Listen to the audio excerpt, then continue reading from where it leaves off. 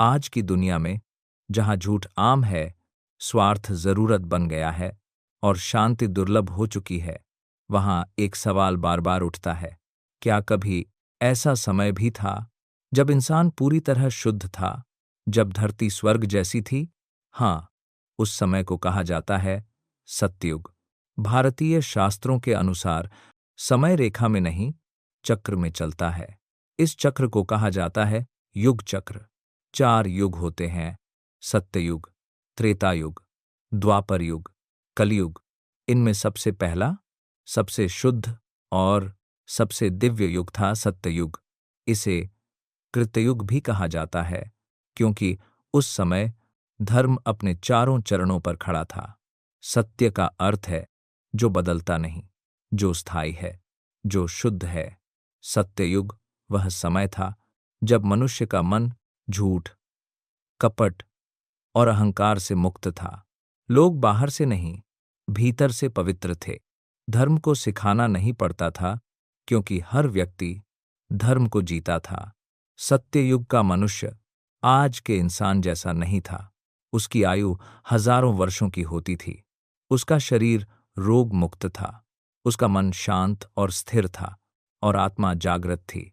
लोग क्रोध नहीं करते थे, ईर्ष्या नहीं रखते थे और संग्रह नहीं करते थे, क्योंकि उन्हें पता था जो चाहिए वो प्रकृति खुद दे देगी। सतयुग में राजा और प्रजा में कोई भय नहीं था। राजा सेवक होता था और प्रजा परिवार। न कोई जेल, न कोई अदालत, न कोई दंड, क्योंकि गलत करने की इच्छा ही नहीं होती थी।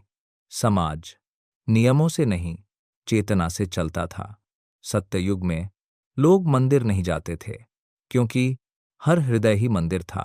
ईश्वर को पाने के लिए किसी माध्यम की आवश्यकता नहीं थी। ध्यान ही पूजा था, शांति ही मंत्र थी और सेवा ही साधना। भगवान विष्णु तपस्वियों के हृदय में प्रत्यक्ष अनुभव होते थे। शिव कहते हैं सत्ययुग कोई कैलेंडर का समय नहीं, चेतना की अवस्था है। जब मनुष्य इच्छाओं से मुक्त होता है, अहंकार छोड़ देता है और स्वयं को जान लेता है, वही क्षण सत्ययुग होता है। इसलिए शिव स्मशान में भी शांत हैं और कैलाश में भी, क्योंकि सत्य स्थान पर निर्भर नहीं करता। जब मनुष्य के भीतर अहंकार की पहली रेखा खिंची, जब मैं और तू का भेद पैदा हुआ, तभी सत्य युग धीरे धीरे समाप्त होने लगा। धर्म का एक चरण गिरा और त्रेता युग आया। युग नहीं बदला, मनुष्य बदला। शास्त्र कहते हैं समय चक्र है, कलयुग के बाद फिर सत्ययुग आएगा। लेकिन उससे पहले एक और सत्ययुग संभव है। व्यक्ति के भीतर अगर एक इंसान भी सच, करुणा और शांति में जीने लगे, तो उसके लिए सत्ययुग शुरू हो जाता है। सत्ययुग बीते हुए समय की कहानी नहीं, वो एक स्मृति है जो आज भी हमारे भीतर सोई हुई है। जिस दिन हम बाहर नहीं, भीतर बदलेंगे, उसी दिन धरती पर फिर से सत्ययुग उतरेगा।